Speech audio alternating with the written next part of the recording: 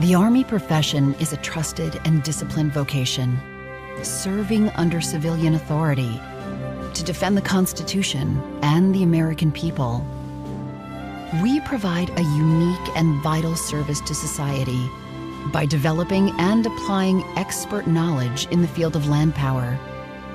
When the Army demonstrates the essential characteristics of trust, honorable service, military expertise, esprit de corps, and stewardship, it builds trust with the American people and our civilian leaders that we're performing our mission in the right way. Our relationship with the American people is built on a foundation of trust, continuously reinforced as we contribute honorable service, demonstrate military expertise, provide faithful stewardship, and exhibit courageous esprit de corps. These are the essential characteristics of the Army profession. Trust is the bedrock of our profession. External trust is the confidence and faith the American people have in the Army to serve the nation in the right way, ethically, effectively, and efficiently. The American people depend on the Army to win its nation's wars.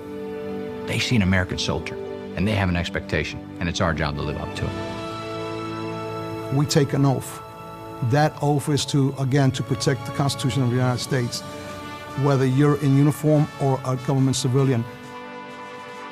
Stressing the Army profession externally is about letting the public know that we're going to take the trust that you put in us and placed in us and freely give to us and use it wisely and employ it to not only make the Army better, but realistically to make our nation better and make America better. Internal trust within the Army is reliance on the character, competence, and commitment of Army professionals to live by and uphold the Army ethic. People want to follow people with character, do things right every single day, even when people aren't looking. Competence, it's what people look for and strive to be. It's what subordinates emulate in their seniors and superiors. And commitment, everybody will follow somebody that wants to drive to the end and get the mission done. If you don't have a profession, you don't have leaders of character, then you're not going to be able to exercise mission command. And fundamentally, you can't warfight if you don't have it. We have this trust that leaders will exploit the initiative, that because they understand the mission given to them, that they can direct, lead, and assess, and assume some risk, allowing soldiers to figure it out on their own. The greatest way I can build trust is to be honest in words and deed. If I tell them, PT is important, they expect to see me outside the next day doing PT. We are a family. We are a team. You will learn to trust and count on people, and people are going to learn to trust and count on you.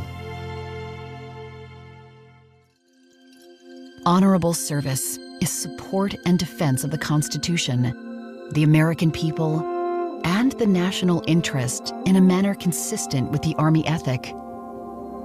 Honorable service starts from the time you take an oath to join the military. We exist to serve the interests of the American people, to support and defend the Constitution. Honorable service is doing the right thing even when no one is watching, doing what needs to be done without necessarily having to be asked or told, seeing what needs to be done and actually doing it.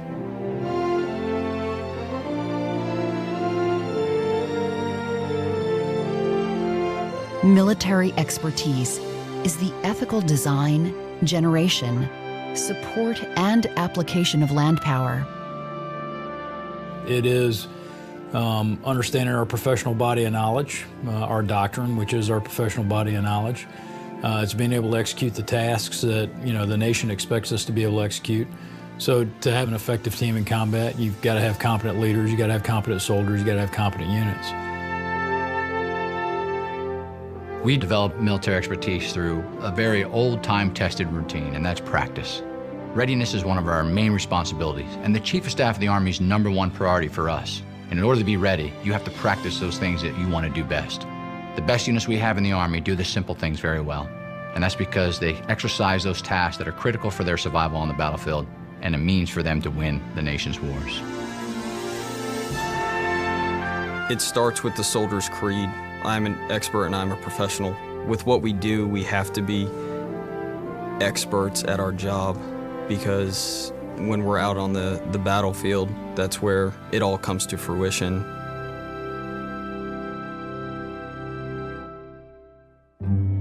Esprit de corps is the Army's winning spirit, a collective ethos of camaraderie and cohesion within the team. It is embedded in the Army culture of trust and sustained by leaders at every level.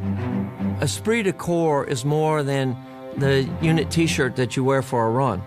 Esprit de corps means belonging to something bigger than yourself. It's a sense of belonging, a sense of pride with your fellow soldiers in your ranks. And so it helps to complete the mission every day. Building esprit de corps into formations is an absolute combat multiplier. And when the chips are down, when the stuff gets tough, units, formations, teams, tribes that have a very strong sense of cohesion throughout history have always performed magnificently on the battlefield. At the end of the day, in front of adversity, conflict, disaster, chaos, there's a semblance of calm that esprit de corps established. You're not alone. You're going through this as a collective, not as an individual. The outcome is greater than yourselves. Regardless of component or cohort, we share an identity as trusted Army professionals with character, competence, and commitment. We are Army Strong.